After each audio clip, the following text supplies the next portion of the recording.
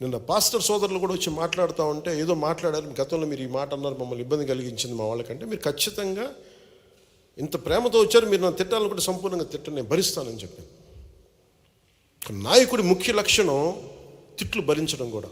కేవలం మెచ్చుకోవడాలు ప్రైజెసే కాకుండా ఒక నాయకుడి తాలూకు కీలకమైన లక్షణం తిట్లు తినటం, విమర్శ తీసుకోవడం కూడా అవసరం అవ్వాలి.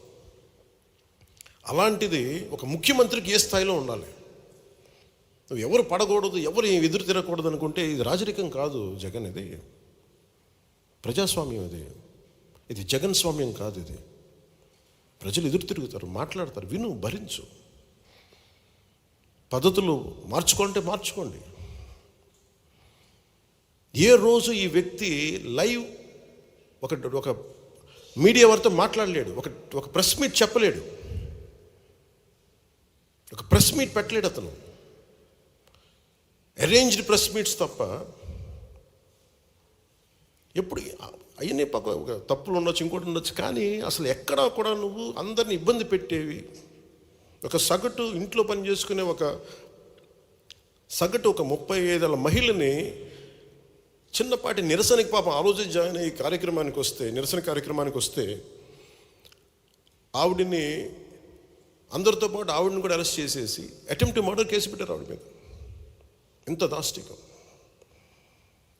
అంబేద్కర్ గారి విగ్రహం ఒకవైపు పెడతారు, ఒక దళితుడిని చంపేస్తే వాళ్ళ శవాన్ని ప్యాక్ చేసి ఇంటి ముందు డోర్ డెలివరీ చేస్తే ఆ వ్యక్తిని ఊరేగింపిస్తారు వైసీపీ నాయకులు.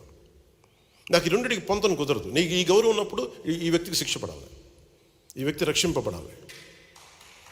23 దళిత బంధు పథకాలు వాళ్ళకి తీసేశాం. అంబేద్కర్ గారి విగ్రహం పెట్టి అవి పెడితే అప్పుడు కదా ఆయనకి నిజంగా నివాళి. ఇవేమో విగ్రహం పెట్టేసి ఇది వదిలేస్తే మరి ఎవరికి ప్రయోజనం అది? సో నాకు ఇలాంటివన్నీ 1 కాదు 2 కాదు. పాపం డాక్టర్ సుధాకర్ అనే వ్యక్తిని, మాస్కులు లేవు కరోనా టైంలో ఉంటే, అతని మీద పిచ్చోడిని చేసి చచ్చిపోయి చేశారు అతన్ని. 1, 2 కాదు ఇట్లాంటివి. ఆంధ్రప్రదేశ్ అత్యధికంగా దళితుల మీద దాడి జరిగే రాష్ట్రంగా పేరు వచ్చింది. ఎక్కువ ఫాల్స్ ఎస్టీ అట్రాసిటీ కేసులు ఆంధ్రప్రదేశ్లో బుక్ అయినాయి.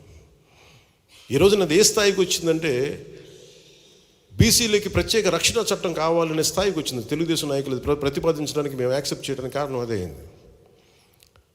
ఒకవైపు దళితులకి న్యాయం జరగట్లేదు, ఫాల్స్ ఎస్టీ అట్రాసిటీ కేసులు పెడతా ఉన్నారు. ఇంత అల్లకల్లోలంగా ఉదాహరణకు చెప్తున్నాను. అలాగే ఈ వ్యక్తి ఏ మాట ఒప్పుకోడు.